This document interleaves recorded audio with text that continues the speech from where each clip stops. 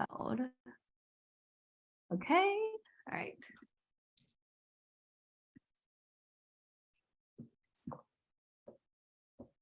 One second, I just want to see. All right. I was just seeing if anyone's logging in first. I don't, if anyone logs in, they log in. But welcome everyone to another episode of A Conversations.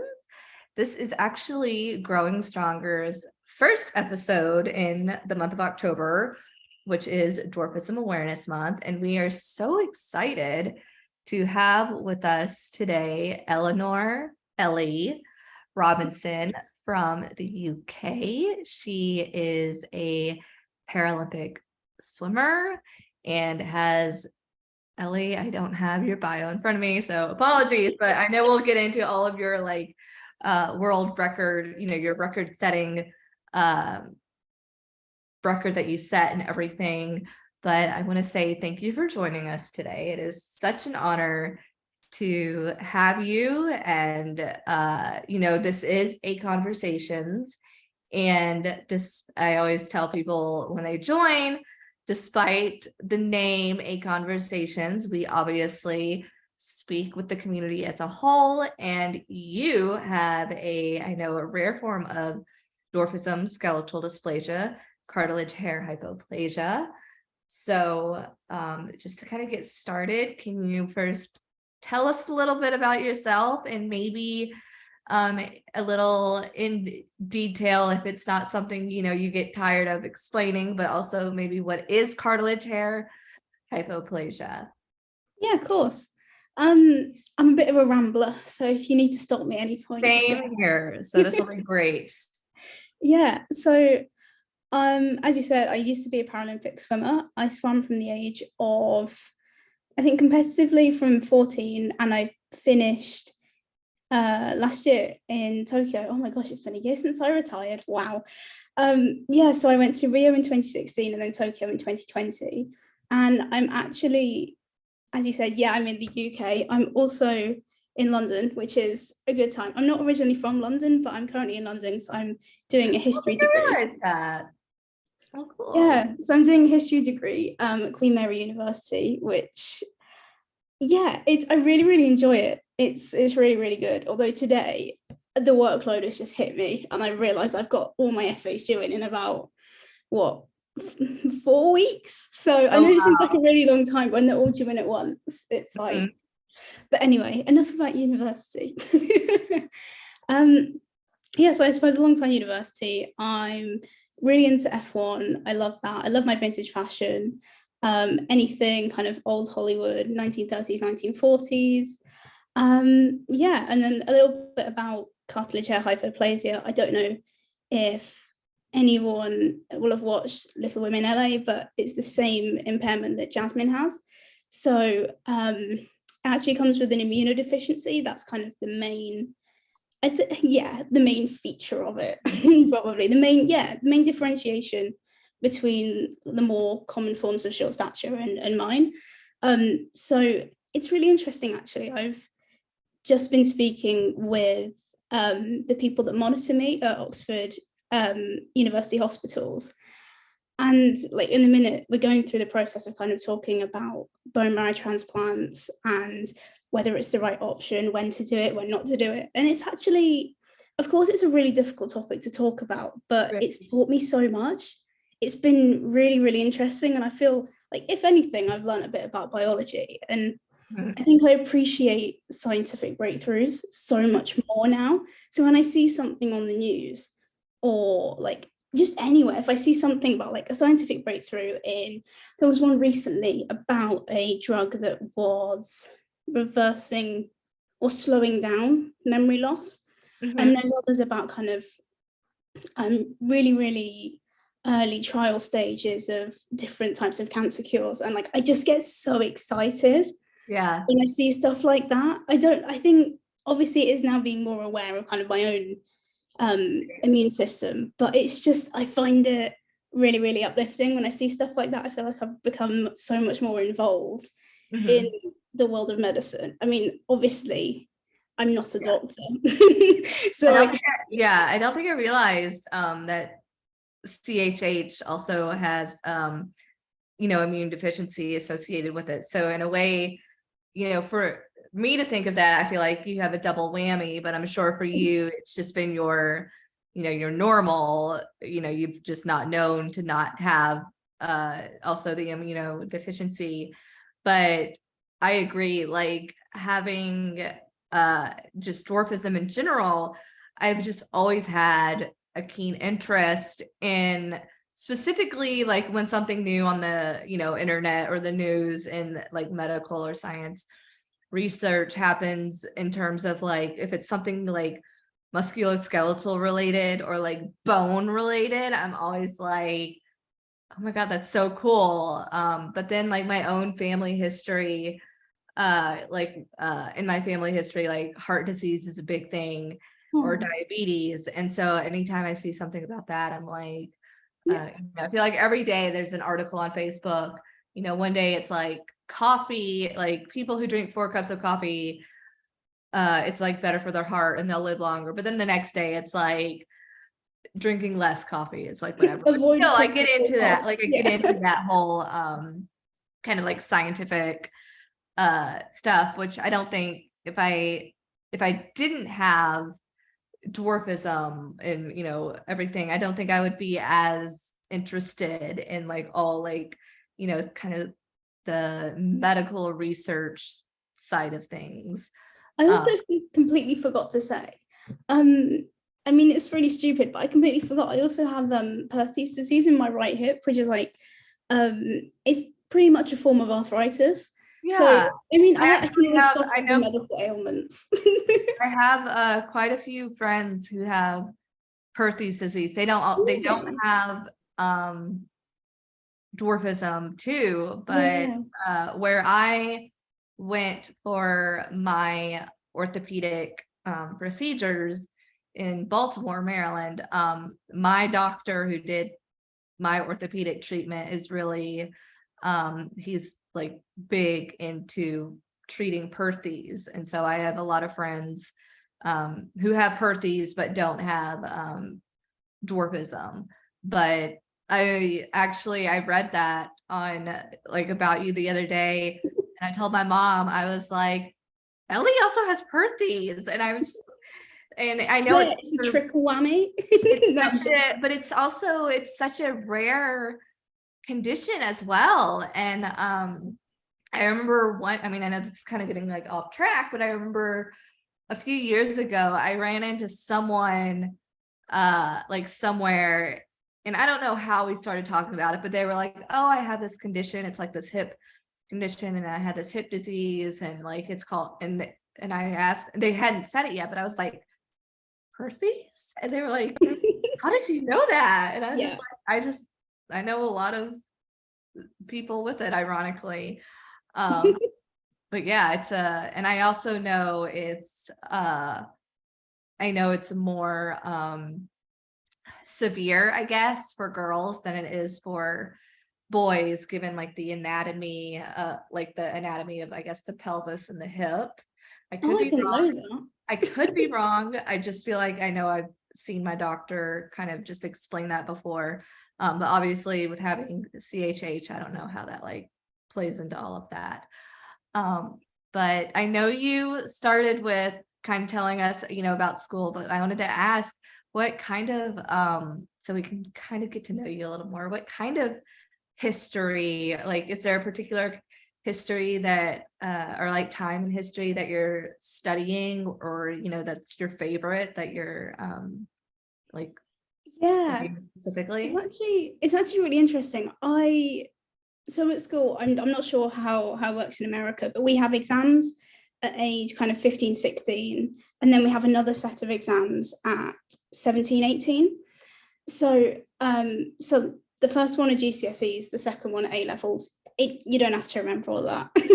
But but in kind of the younger set of exams, I did history, and like we get to pick the subjects that we do, and I picked history.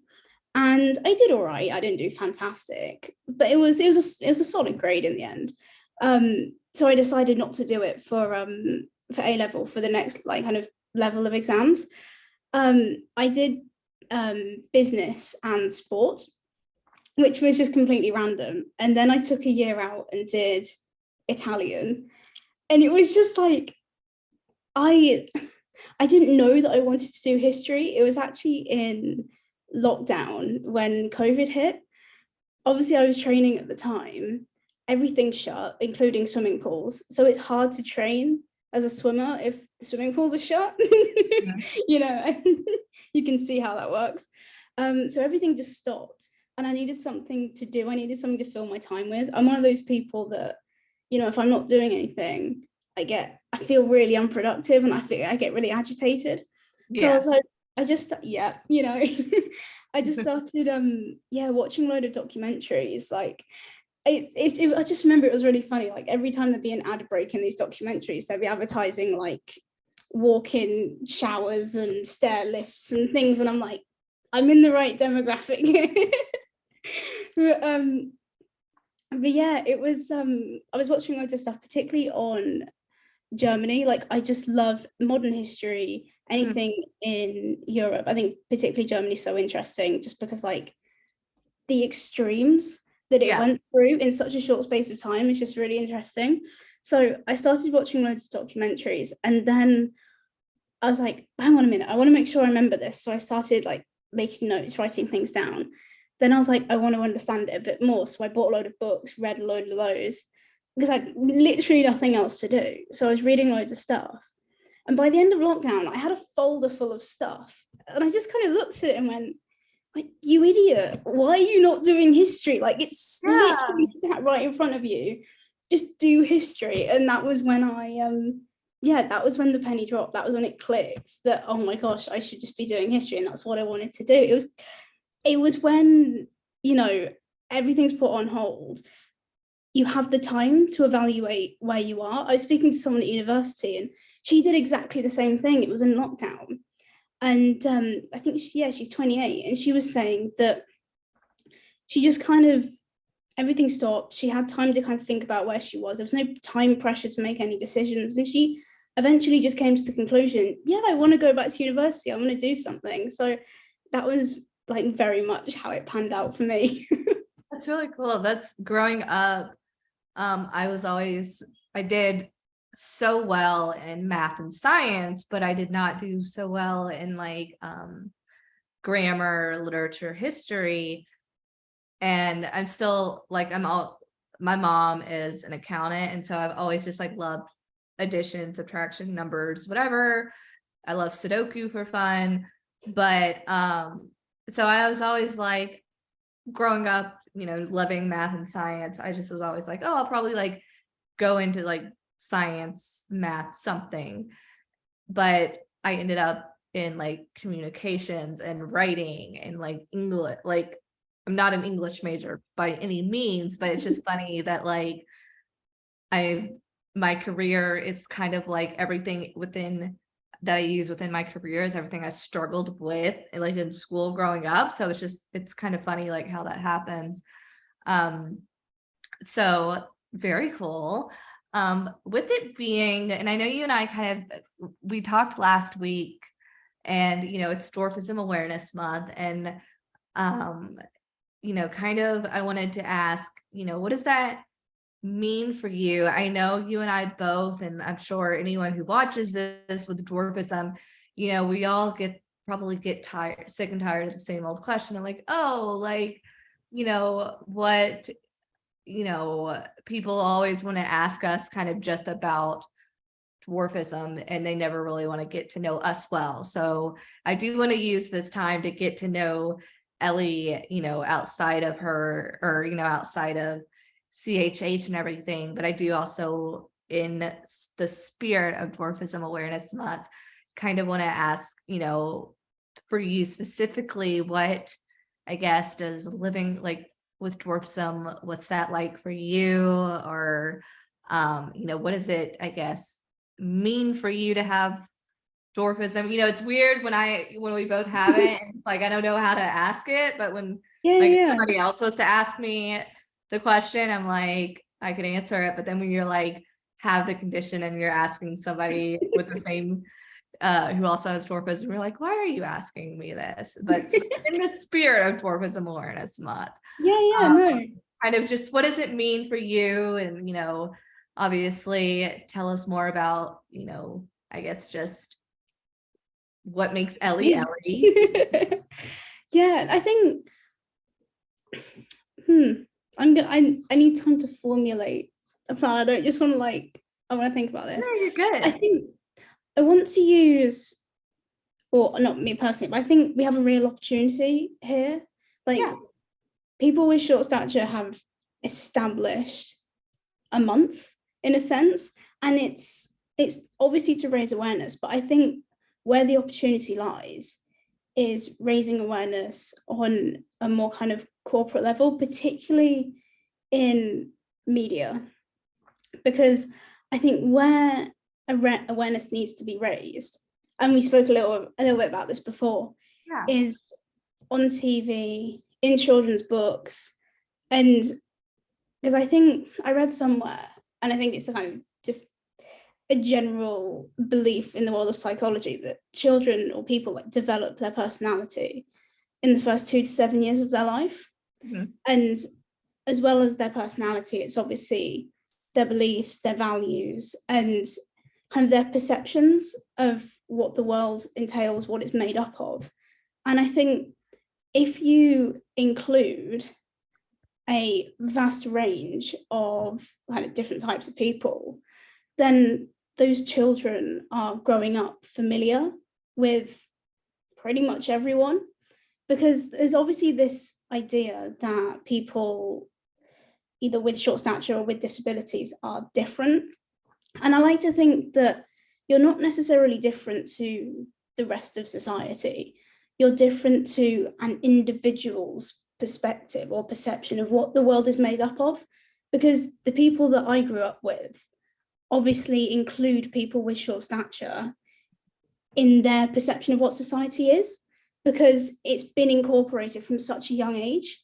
So I like to think that if we can just familiarize children with, and it's not just people with disabilities, but people of all kind of nationalities, ethnicities, everything like that, I think it's really important, because then there is no kind of othering and everybody is just integrated in one big society, because that's what we need. We need integration rather than categorization. So I think that really the Dwarfism Awareness Month is a really good opportunity to target children's industries, i.e. television, books, and all those types of medias, because that's where those perceptions are shaped, and that's where we can really start to make some true integration.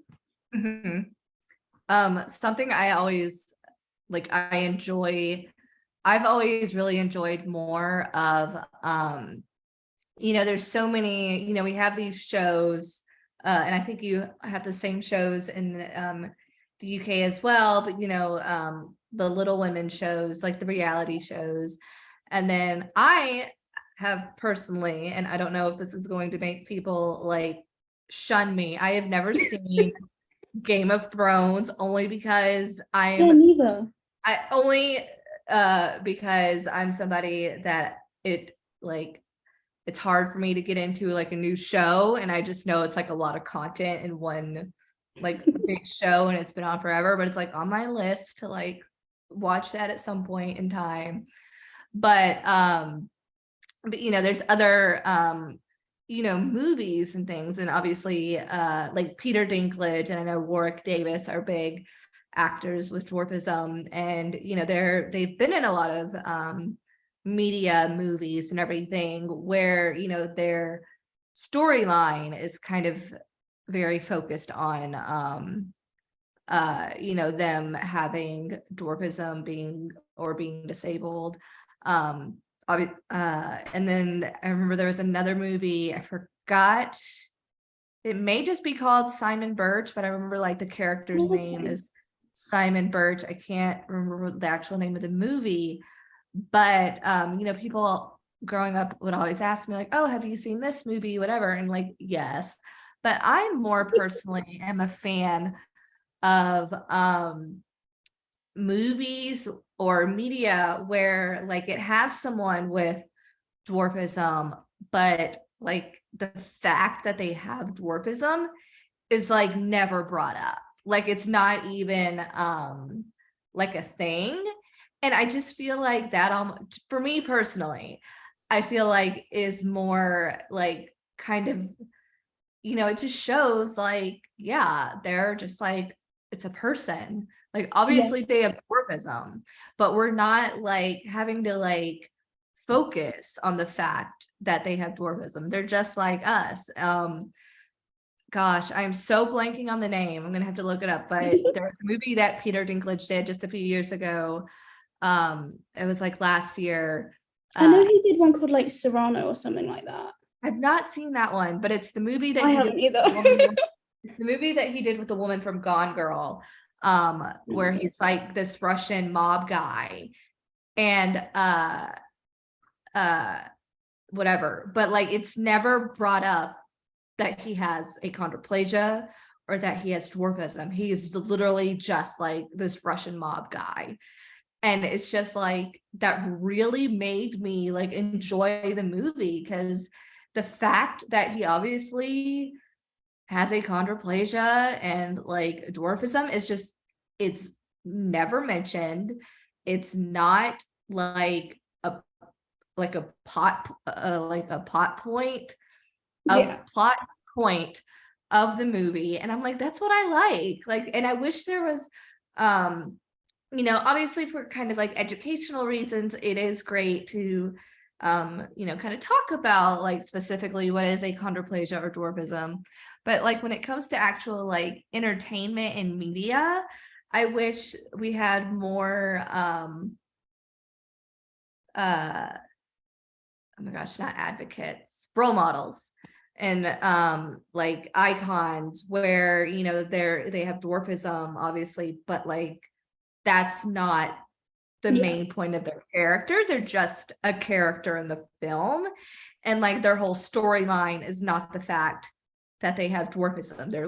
They have a whole storyline that's just a storyline. It has nothing to do with their short stature or skeletal dysplasia or anything. And I kind of feel like that's how a lot of people with dwarfism just in general feel, because and I know we I think talked about this too last week, where and I'm not sure if you have any siblings. I can't remember if we discussed that or not, but I remember but like for me personally, growing up, people would always ask my brother, like he was very science, whatever, ask him about school, science, this, my sister, artist, creative. People always asked her, what's like the new art you're working on? Or, how's art school going? What are you designing? And then for me, they would just like, so like how, like, are you okay? Or like, it was always like dwarfism related. Yeah. Like no one ever How cared to she ask getting me on about, in life? yeah, no one ever cared to ask me about school. No one ever cared to ask about dance. Everyone knew I danced, but no one Yeah. like And I think like cared. that links in with what we were saying earlier about how a lot of the time when you see people with short stature in media, their kind of character or the personality of that character is built upon their anatomical makeup. Like it Yeah. happens a lot. Like the you have different subplots with different characters, and a lot of the time, if there's someone with a disability, their entire subplot or character is about their impairment. It's not about like the relationships or anything. Yeah, that you've got to a point of integration when we're treating characters the same way. It's like you wouldn't, so say if you had an able-bodied or average height character, you would develop their storyline and their plot by their intrinsic value, their personality, their interests. So we need to be doing the same. Because I think, like, as you say, we have awareness, like we know look, we know people with short stature exist. It's not like, it's not, I mean, if you have been living, you know people with short stature. I think now it's just treat, and it applies to people, all people with disabilities. It's just treated, well, as what they are, which is an integrated member of society. And every individual makes up society as a whole. Right. And I think, yeah, we have to treat people the same way, in the sense we have to interact with their intrinsic value, not their extrinsic value or qualities. And it's just, I know exactly what you mean. And like, as you were saying about the way that you were spoken to compared to your siblings, it really highlights that. Like, you want the defining feature, or a character's defining feature, to be like what they're interested in. And I think there's oh, what is it, a TV show, it's in the UK, it's called Bad Education, and it's Jack Whitehall. And yeah, and it's kind of a group of school kids, and there's one pupil in a wheelchair, and it's just really interesting, because every time he has a line or he's included in the plot, it's always something about his impairment. Like, the jokes were always around that, and it's almost like it's implying that people with disabilities or people with short stature, they don't have a sense of humor outside of their impairment. Right. It's like, I don't just crack jokes about my impairment all the time. I mean, I make some terrible history puns as well. I mean, if you want to hear some, no, I'm joking. No, that's the point. Like, that's the point. Like, I have a really niche sense of humor because my personality determines that. And my personality is my interests and my values, if you know what I mean. Like, my personality is determined. My sense of humor comes from my dad, and I know that, because, like, I don't know why, but he's just been the greatest kind of comedic influence in my life. And it just goes to show that, you know, your personality is nothing to do with your anatomical makeup. I know what people are going to say, that I think your personality is something like 40% inherited from your parents and 60% environmental, like picked up from interaction. But that's again, that's a completely different gene to the one that determines whether you're average height or not. You know, you have certain genes influence certain character traits, and they're completely separate to the ones that determine, like, CHH is a completely separate gene to one that determines my tendency to throw a tantrum. Like, you know what I mean? Right. Or I remember you know, now that you say that, that's kind of making me think, but, like, you know, I remember you know, a lot of people, because it unfortunately kind of has been portrayed in media before, but, you know, I remember growing up, people would always just assume like, if I kind of got upset, they're like, oh, you have a short temper because you're short. And I'm like, no, I have a no, I have a short temper because you're constantly thinking I have a short temper, and you're making a joke about it. And it's getting to the point where I'm like, you know, because you keep on, like, it's all you're trying to get a rile, like, you're trying to get me to be and act short temper, like, you're intentionally trying to, like, make me have this, like, fall into this, like, stereotype of somebody with dwarfism that you've seen on TV. And, you know, then it's like a running joke that people with dwarfism have short tempered because I mean, I just randomly picked that. I didn't even no, but, like, now that you say that, it's making me, you know, like, think about that. And and I know I'm impatient, but again, my dad is really impatient, so again, I inherit that from him. I am impatient, but I definitely inherited that from my parents, not from not like a, you know, stereotypical you know, dwarfism, whatever. I am I can be very impatient. It's really, I wonder where all these stereotypes have come from. Like, I'd be really intrigued to know, because I actually watched a film. I'm doing a module at university, and it's London on Film, and we watched The Elephant Man. It's it's like a film from the 1980s set in Victorian society. And like, I was just appalled at the way that the main character is someone who has like, it's based on a true story, 100%. And it's about a man living in Victorian society with quite severe physical deformities, and they don't know why. I think retrospectively doctors have looked at it and kind of deduced that it's a combination of different ailments and infections and things like that. So like, firstly, the way that he was portrayed, like, and this was in the 80s as well, you didn't get to know him for his character at all. All you knew about him was he had a mum who we thought was quite like, oh, she's really sweet and she's really pretty, and that was it. You didn't know if he had any siblings, you didn't know what he was interested in. All you knew about him was his impairment. And it was just like, I mean, that's 80s, so yeah. What I don't want to trash the 80s. No. I've heard that movie. I don't think I've seen it though, but I mean, yeah, I know I've heard about it a lot, and it's another one that's been on my list, but I feel like there's kind of a lot of similar movies. Yeah, the way they portray people with short stature I wasn't particularly impressed with that. And also I was really surprised at the words that they use, the language they use in the credits at the end. So not even part of the film, if that makes sense. They weren't representing Victorian society, but the choice of words they used in the credits, I was really surprised. It just goes to show how, I mean, it's a positive note. It goes to show like how much society has changed in that time.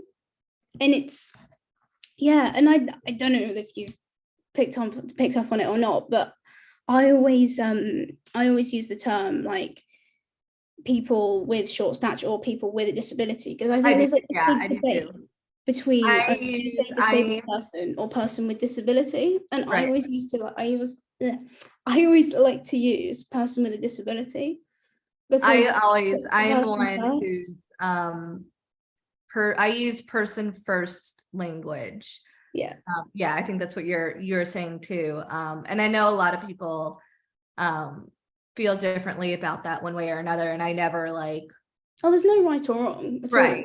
Right. But when people like ask me specifically, I'm like, I go by person first. I'm Chandler. I have achondroplasia. I am not a little person named Chandler. I'm Chandler, and I have like that's it's a part of me, if that makes sense. Yeah, it's part of what makes me. It's a part of you, but you're not my not a entire part identity of it or something. Yeah, it's not an all-consuming identity. It's just an element, one of the many elements that makes me, if that makes sense. It's not an all-encompassing one.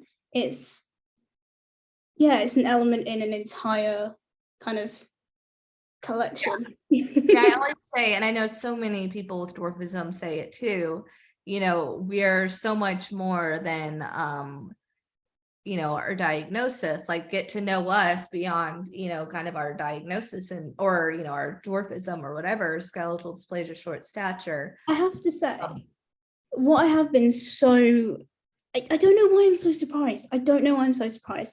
I shouldn't be. Maybe this is a sign of the times. I love it. But what I've been really happy about is going to uni. So I did a year of online uni, and then this is my first year of uni in person, and my university has got so many international students in it. I think it's about, I'm trying to think now, the website says 41%, but I'm convinced it's more than that, because I've met so many international students. And although it might be less after Brexit, it's making it difficult for them, which is really annoying, because I like the international students. But yeah, I've been so, I don't know, it's been such a relief to me, because I've walked into uni and people are just instantly kind of interacted with me, spoken to me. Nobody's really mentioned, no one's mentioned my impairment at all. Like, nobody. Straight away, they're asking, is I suppose the people on my course, the other people doing history, that's like a common denominator, like, oh, what bits are you interested in? Yeah. But I don't know, maybe I go in with a pessimistic attitude. Maybe I expect the worst. But going into university, I've just been so like surprised, relieved. I don't know what to say, but I've been so happy with how people have very much put the person first. And they haven't, I don't want to say, oh, they've ignored it, because it's not something to I be definitely ignored. feel like it's probably also, I want to say maybe a generational thing too, because I think, and no, nothing against anyone who watches this who's like older than millennial, I Oh, should don't say. worry, I vibe with, I not say old people, but genuinely I do. I Yeah, love them but so much, I because definitely all we do think is just sit and talk about history, and it's amazing. it's a generational thing, um, just all over. I feel like, you know, whether it's with, gender or sexuality or, relationships, how we, anyone, if they're disabled or not, no one, I think it's kind of a millennial and then beyond, so like millennial, Gen Z, and then like under Gen Z or after Gen Z.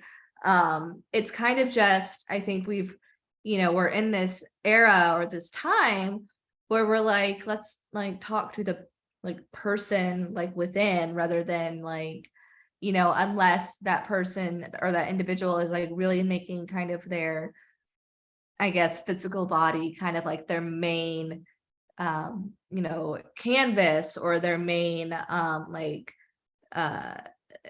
billboard identity, whatever, what they want to talk about, it's like, then it's that person, we respect that person, and if they want us to like talk about their body, then we will. But I think people have grown to be like, we can't just like assume something about somebody just from the way they look, and it's just I not think, our yeah, place to like do that. But if someone wants to talk about it and they're openly discussing it and kind of giving you that like freeway and permission to do it, then great. But I think I feel like we're in this generation now where we've just kind of learned, like, unless somebody's going, we kind of just don't, like something I always see a lot, just kind of like flowing through Instagram or Facebook, like you never like point something out to like you never tell somebody or ask somebody or like make a comment to somebody about something about their body that like, they probably like want like know, or like they can't change in like 5 minutes, meaning like you don't say anything to anyone unless it's like they have spinach in their teeth, then obviously you can say something, or like if you see like a bug in their hair. But like other than that, you like, you don't mention anything, you don't comment to someone about someone's appearance, body, whatever, unless you're like, you kind of feel it in your gut, like, I maybe should mention like they have, a bug on their shirt, or like spinach in their teeth, or like something like that. But other than that, you kind of don't do that. And um, you know, my sister and I both were 3 years apart. And so, we're very into that. And we've, like, because we're both millennials, my brother too. But, I know we've had to kind of teach, and our parents are very, I would say, with the times. But like, I've caught my parents not saying anything negative about anyone, but like, I'm like, you can't like, you can't just make a comment about somebody's whatever. And they're like, oh yeah, I guess you're right. But that's kind of yeah. how like they grew up. I remember one, um, just kind of, since we are in Dwarfism Awareness Month, and we always talk about like what to call people and everything. And then like I always say, person first, like real. And another thing I use is, I'm like, look, if it's like literally not on my driver's license, then like it doesn't need to be discussed. Like my identity, like it's what's on my driver's license. And if you need to talk about my identity, then sure, let's talk about my blue eyes, my brown hair, and that I'm 4'11", if you need to like know my identity. But other than that, like, unless you want to talk about the elephant in the room, which is me being of short stature, wait until I bring that up in conversation.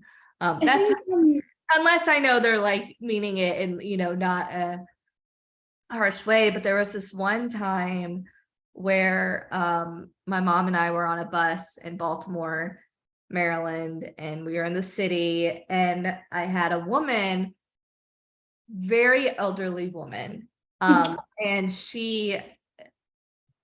it was one of those situations where I was like, even if I educated her, it was probably like not going to go through her head, because she was very elderly, and she did not say it in an ill way or nothing. Like I could tell she just did not know, but she obviously could tell I had dwarfism, and she made this comment. She was like, "Oh, I grew up next to an M word. I don't want to say it just for, whatever, yeah. just to be respectful. But we all know what the M word is. But I could tell she was not, like, she had no idea it was Yeah. a negative She term. meant it. But she was It like, was all in good yeah. intention.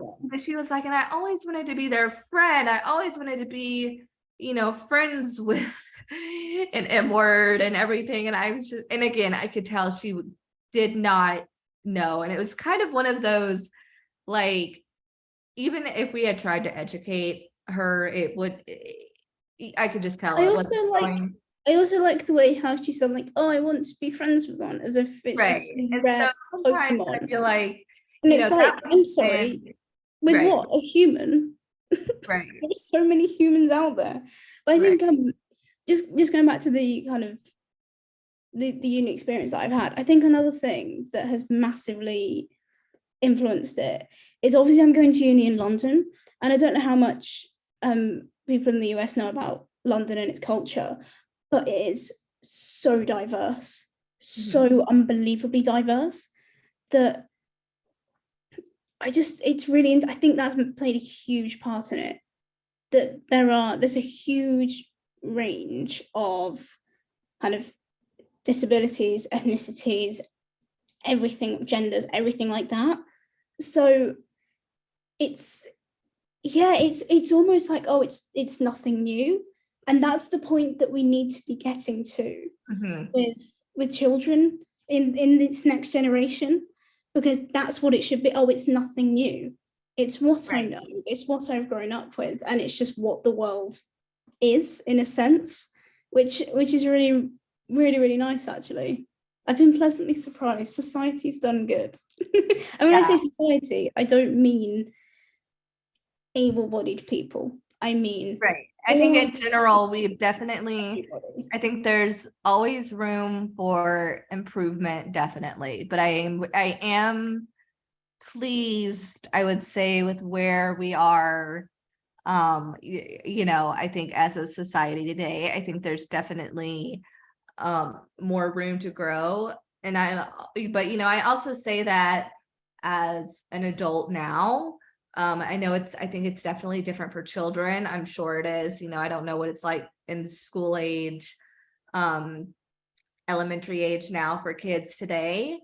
Maybe I don't know if they're experiencing school the same way I did when I was, or we did maybe, when we were 8, 9, 10 years old. But I think, also actually being an adult and in the real world, I am, look forward to what that may be like for the future. Did we get a question? Oh, we did.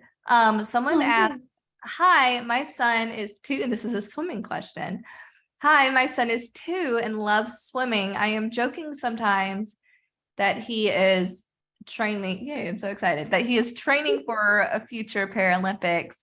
But seriously, what is your experience with competitive sports, and do you have any advice? Oh, that's really interesting. I mean, first of all, it's great. It's great that they're swimming. I love that. Yeah, I think my experience with parasport, what I've gained from it is the social. I've met so many people. I've got friends in Italy, in the Netherlands, like Australia, which is just so far away for us. And it's been amazing to, yeah, just to connect with so many people. I think it's been great, that real sense of kind of community. And I use the word community because we're not all tied together or kind of bound together because we have impairments, but it's the swimming that binds us together, if that makes sense. Like it's the swimming that we all have in common, and it's the being athletes, and it's the common goal, the common training regime, life, like the life experience we go through pretty much, well, very, very similar weeks. With the workload, we all appreciate how much effort that we put in. We all appreciate how difficult the sport is. And don't want to put, that's not an incentive to stop swimming, by the way. I'm not. I don't want to scare this poor child. No, I think it's not swimming. I think you may have mentioned it in the beginning, but how old were you when you first got involved? I guess, how old were you? I should have asked this in the beginning, but how old were you when you realized, I love swimming, this is like my favorite thing? And then how old were you when I guess you realized, like, hey, I want to go to the Paralympics, or I want to start like training for the Paralympics, I guess, if they really, are kind of wondering or interested in if their son could kind of go to the Paralympics. Like, how did you get into that? So I learned to swim at the age of 4, just because my parents were like, you're going to be out of your depth really quickly. So and that was that. I carried on with school swimming lessons kind of right the way through school. And getting into swimming was actually complete chance. It was so weird. So I got to the end of, oh no, this is going to sound really weird. So we have primary school and secondary school. So you finish primary school when you're 9, 10-ish. Yeah, okay. 10. Let's just go with 10. So you finish primary school when you're 10, and then you go into senior school, secondary school, high school. There you go. Yeah. So I was making that transition from, primary school to big school, as we call it. And and the PE teacher, the sports teacher, basically gave me a leaflet for 2, they're called talent ID days, but it was a leaflet for 2 different taster days to try out parasport. One was swimming, one was athletics. And it wasn't because she wanted me to get into swimming and compete and all that. She just thought, going into secondary school, the height difference is going to get bigger, and she wanted to find me a sport where I could compete on a level playing field, because she said, look, you're a naturally good sports person. I want you to be able to show that. Yeah. So I think, so she gave me these 2 leaflets, swimming or athletics. I was like, I know which one I'm going to, athletics. I was on holiday at that time, so I was like, oh, it's got to be swimming then. So I went to that ID day, swam up and down for a bit, and these talent spotters were there from British Swimming, and or was it Swim England? I don't know, either one. And I think it was a pathway that linked the 2. And they saw me swim, and afterwards they spoke to everybody individually. And me and my dad saw this like massive long line of parents like, oh, speak to my child first, speak to my child. So we just thought, oh, we'll just let them go. So we sat in the car and listened to the Formula 1 qualifying, because that was going on. So we listened to the radio, listened to that. That finished. We then went back inside, saw that they were on the last few people. And we said, yeah, fine, we'll sit down. And I was the last one they spoke to. And they said, like, we think you're half decent at swimming. You're quite good. Would you ever consider doing swimming competitively? And I was the most competitive child ever. So hearing that I was half decent at something, I was just like, yes, I want to compete, absolutely. Yeah, so I joined a swimming club, and it kind of spiraled a bit from there. What was quite interesting, actually, because it was the summer of 2012, which was obviously the London Olympic and Paralympic Games. So I was able to sit and watch, and obviously watching Ellie Simmonds, similar impairment, same name. Right. Of course, it was like, oh, moment of inspiration, that could be me. So, 11-year-old me was like, I think I was 10, oh, I don't know, and whatever age, was like, yes, hell yeah, I want to do that. Yeah, and I think where I've been quite fortunate with para swimming is because London 2012 was a real turning point, where because of the coverage of Channel 4 in the UK, the Paralympic Games was just elevated to a real, like, it was elevated so much in terms of its media presence and people's awareness of it. And obviously that increases participation in it. More people train, more people enter. So in 4 years' time, when you get to Rio in 2016, it's really, really competitive. And then in another 4 years' time, in Tokyo, the standard of swimming is just exceptional.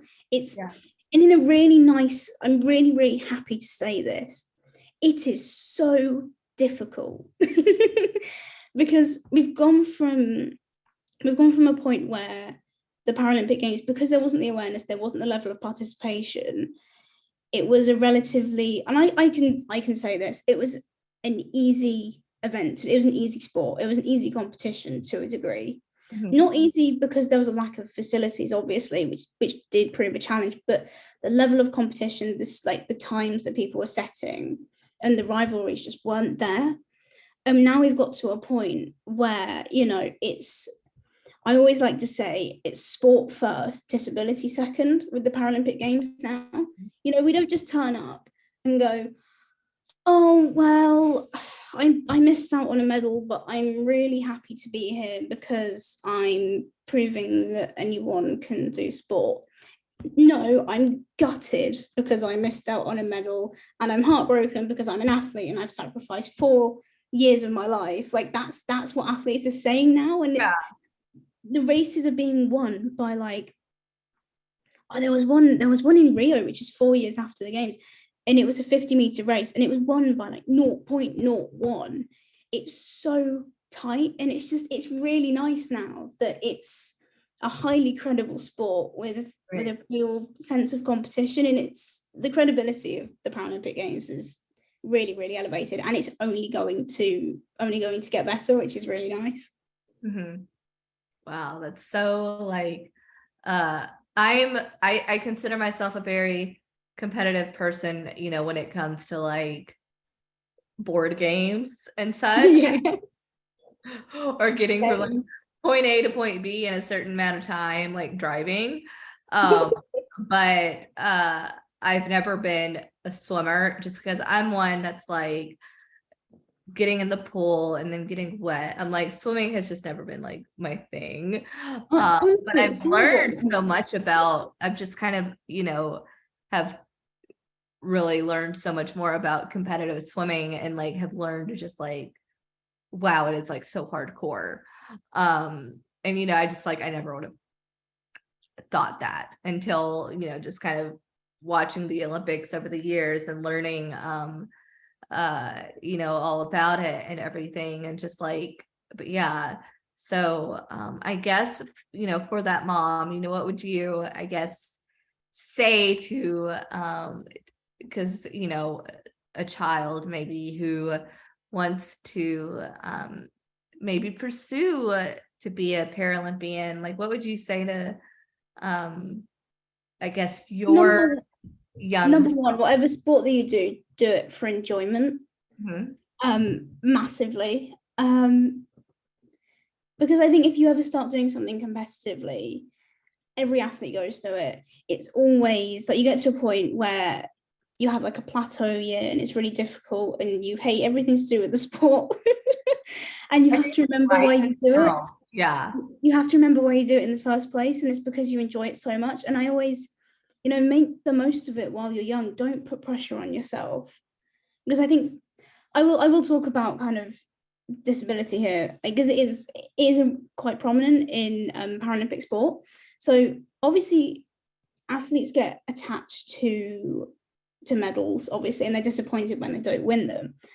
And what I found in my swimming career was, so I was fortunate enough to, I won gold in Rio in 2016, and I then went to the World Championships in 2019, and this girl from China came along, and she was just unreal, broke so many records in so many events, and she beat me in my 50 fly. And if I kind of set the scene for those kind of, 3 years, I'd really struggled with swimming because I'd set the bar really high and I got these titles. I almost grabbed hold of that identity, i.e. like Paralympic champion, Paralympic medalist, swimmer, whatever, because that was the identity that I wanted people to see first. And I think a lot of they always talk about athletes struggling with identity once they've retired from sport. I think it's particularly true of parasport or first sport with people with disabilities, because they welcome the athlete identity because that's something they're in control of. They don't want to be identified by their anatomical makeup because they're not in control of that. And let's face it, frankly, has nothing to maybe influence their personality a little bit, but their entire personality is not predicated upon their impairment. Right. So it's like, it's finally something, it's finally an identity that they're in control of. Right. And then when that gets taken away from you, you're not just sad because you've lost your title or you've lost a medal. You've lost your identity and you have an identity crisis. Right. So, I mean, I've massively diverged from here. So what I want to say to any children who wants to do sport, enjoy it. Just remember why you love it. And all sports are difficult. There'll be some days where you go, oh my gosh, I really don't want to do this. I don't want to get in the pool. But when you do, just don't worry about like medals and times, because it's really easy to do that. It's really easy to kind of put yourself under so much pressure to retain that identity. Don't put pressure on yourself to win those medals and to earn those times and to like attain that success. Mm-hmm. Just be the best that you can be on each day. And believe me, the sense of satisfaction, funnily enough, my fear of failure went after I got beaten, because in my eyes, I'd failed. I hadn't even failed. I won a silver medal. Let's put this into perspective. But in my head, I'd failed. And my fear of failure was just gone, because, the worst was over. That was that. And I realized that I had a year to retain my title. Obviously, that didn't happen because COVID hit. Swimming all stopped. I had to do cycling. My Perthes hip flared up and I just about made it to the games. But anyway, in my head, I had this idea, you've got 1 year, you haven't got time to worry. You just have to give it absolutely everything. And it was the best I had ever trained in my whole entire career, because I had the satisfaction. Training was still really, really difficult. Yeah. I mean, it was more difficult because I was giving it absolutely everything. I didn't hold back in any way like I used to, because I was scared to fail. The mentality like, well, if I fail, it's not because I'm not good enough, it's because I didn't try. Like, that's the mentality that I adopted. And that's why I won silver in World Championships, because I was too scared to try. And and it's just really, really interesting that, once you take each training session as it comes, each session as you do, you also get a real sense of satisfaction as well. If you go into a session thinking, I really don't want to do this, get me home, you give it everything. And even if your times aren't fantastic, you sit there on the side of the pool and you're just like, I'm really proud of myself for doing that. You feel like you've worked really hard, you've made progress, and like humans like to feel like they're progressing. We live to advance, if that makes sense. Mhm. So, just the feeling of working hard and putting effort in gives you a real sense of satisfaction. So I think that's where sport can be really great, because you get a real sense of satisfaction from working hard. Mhm. Oh, I love that. And with that being said, I have taken over an hour of your time now, and we don't. Yeah, it's fine. Yeah, but that was just, I feel like, a wonderful way to kind of conclude this and everything. And definitely, well, I want to say thank you for joining us. And I think we definitely, I know, definitely need to, I think, have you back, and maybe we Hell can yeah. dive more, dive more. That was not intentional, but dive more Oh, very into good. kind of your, overall Paralympic journey. I know, when we first were talking about how we wanted, this episode to go, we kind of wanted to talk, about how we're more than our, diagnoses, and more than just a Paralympian. But I think still that journey towards, and I hate the term journey just because people are always like, oh, tell me about your journey, but then I use it constantly.